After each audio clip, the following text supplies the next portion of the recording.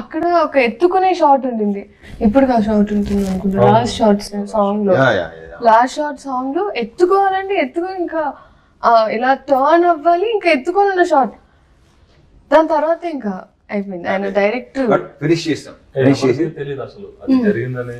ఆయన పెయిన్ అంటున్నారు తప్ప 4 days అది ప్రాబ్లం. జస్ట్ ఇలా పట్టుకుని ఉన్నారు అంతే. నేను నొక్కుంటున్నా ఇది, ఎందుకంటే ఇక్కడ వచ్చేసింది కదా. సో దాంతో ఇంకా అయిపోయిన తర్వాత చెక్ చేయించేసి మొత్తం అయిపోయిన తర్వాత సర్జరీ అండి, అవునా fine song. So song finish చేస్తుందో చేస్తాను చెప్పి సాంగ్ ఫినిష్ చేసి అప్పుడు వెళ్ళాం. అలా డిలే అయింది, లేకపోతే ముందే రిలీజ్ అయిపోయింది సినిమా.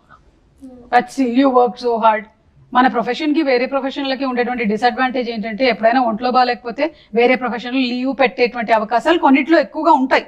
కానీ మన దగ్గర I think you think about ఇంతమంది వెయిట్ చేస్తున్నారు, ఇంత క్రూ ఉంది, ఇప్పుడు దీనికోసం నా గురించి ఆగిపోవాలా, అసలు లెట్ మీ వర్క్. ఒక టేక్ తీసుకునే ముందు కూడా దట్స్ ది ఓన్లీ థింగ్ నాకు చెప్పింది.